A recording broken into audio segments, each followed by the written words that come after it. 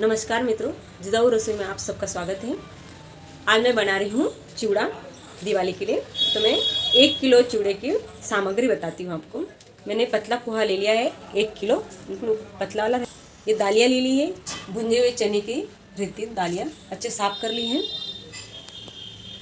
पाव खोबरा ले लिया है, ऐसा काट लिया मैंने बारीक बारीक। और मूंगफली के दाने ले लिए। अब मसाला देख लेते हैं। धनिया ले लिया है मैंने, खड़े धनिया ले लिए 2 चम्मच। 2 चम्मच जीरा ले लिया है। 2 चम्मच सौंफ ले लिए हैं। 4 चम्मच मैंने लाल मिर्ची पाउडर ले ली है। 1 चम्मच हल्दी पाउडर। 1 छोटा चम्मच काला नमक, स्वाद अनुसार नमक। ये आधा चम्मच साइट्रिक एसिड ले लिया है। और ये पिसी हुई शक्कर ले ली है और कड़ी पत्ता। अब मैं आपको बताती हूँ। इधर कढ़ाई रख दी मैंने गरम करने के लिए। तेल लगेगा अपने को। थोड़ा सा तेल डाल के पोहे सेक लेती हूँ ऐसा छान बारीक, स्लो गॅस वरती। असं थोडं थोडं तेल टाकून हे पोहे शेकून घेते छान। ये देखिए कैसे स्लो गैस पे और बड़ी कढ़ाई में भुनना। ये देखिए कैसे आवाज़ आ रही, देखिए चूरा हो रहा है ना, तो मतलब अच्छे सीख गए हैं। स्लो गैस पे ही भुनना है, छान लेना पहले फिर भुनना। अब मैं निकाल लेती हूँ, फिर से दूसरे सेक लेती हूँ। थोड़ा थोड़ा बोलो, थोडे थोडे पोहे घेऊन सेकायचे, नाहीतर ते कच्चे राहतील। हे पाहायचं याच्यात, ठीक आहे। हे पहा मी छान पोहे भाजून घेतले। आता मी इकडे तेल तापत ठेवलं एका कढईमध्ये आणि हे सर्व तळून घेते। दाणे, खोबरं आणि डाळ्या सर्व मी छान असं तळून घेईन। तुम्हाला दाणे तळायची। दाणे हे ना जे बाजारातून आपण आणतो ना मार्केटमधनं, ते थोडे ओलसर असतात, तर त्यांना उन्हामध्ये नाही दाखवायचं, सुकवायचे नाही, तर त्यांना तसंच राहू द्यायचं, म्हणजे मग दाणे तळताना जळत नाही। आता मी दाणे असे छान तळून झाले। ते पहा मधून फुटलेत दाणे, म्हणजे तळून झालेत छान। आता मी काढून घेते दाणे। बस सर्व मी तळून घेतले। खोबरं, डाळ्या आणि शेंगदाणे तळून घेतले। आता मी ते तळलेलं तेल काढून टाकले। आता नवीन तेल टाकते। 4-5 पळ्या तेल टाकते।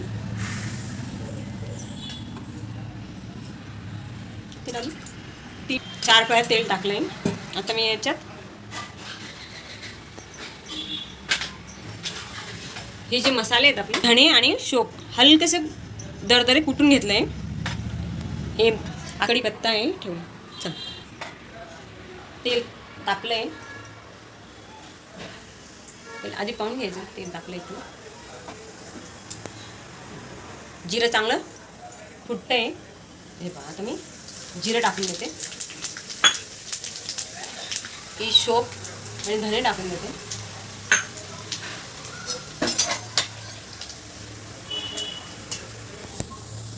कढीपत्ता टाकून देते। बाजूला करून घेतलंय। हे पहा तेल बाजूला आहे, कारण की मिरची जळायला नको ना, म्हणून हे लाल मिरची टाकून देते। त्याच्यात हळदी पावडर टाकून देते आणि गॅस बंद करून देते।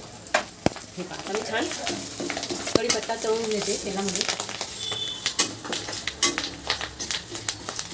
हे पहा छान असं तळून घेतलं।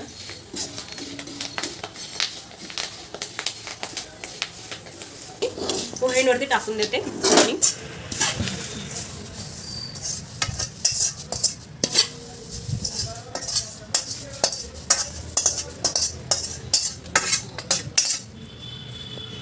याचं मिक्स करून घेते।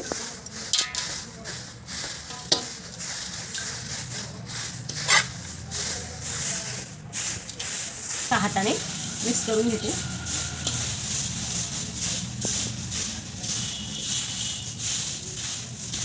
आता मी हे जे तळलेलं आहे ते सर्व याच्यात टाकून देते।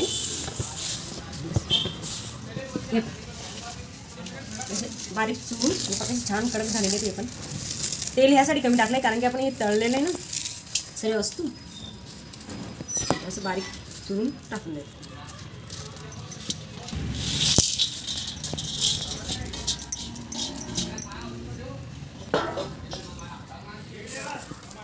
मीठ आणि साखर आपण नंतर टाकू थंड झाल्यावर.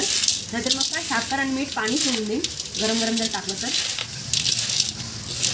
बघा चिवडा छान असा थंड झालेला आहे, छान मिक्स करून घेतलेला आहे. आता मी याच्यात मीठ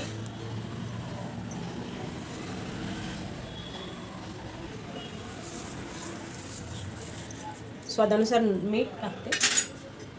हे जे सायट्रिक ॲसिड मी ना बारीक करून घेतलं, जाड होतं ना मिक्सरमधनं काढून घेतलं, आता ते पण टाकून देते.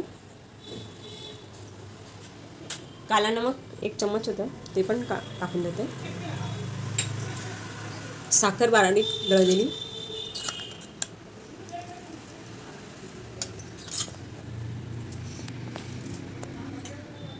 आता छान असं मिक्स करून घेते.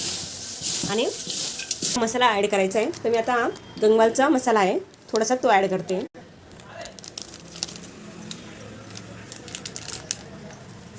चला अर्धाच टाकला आहे.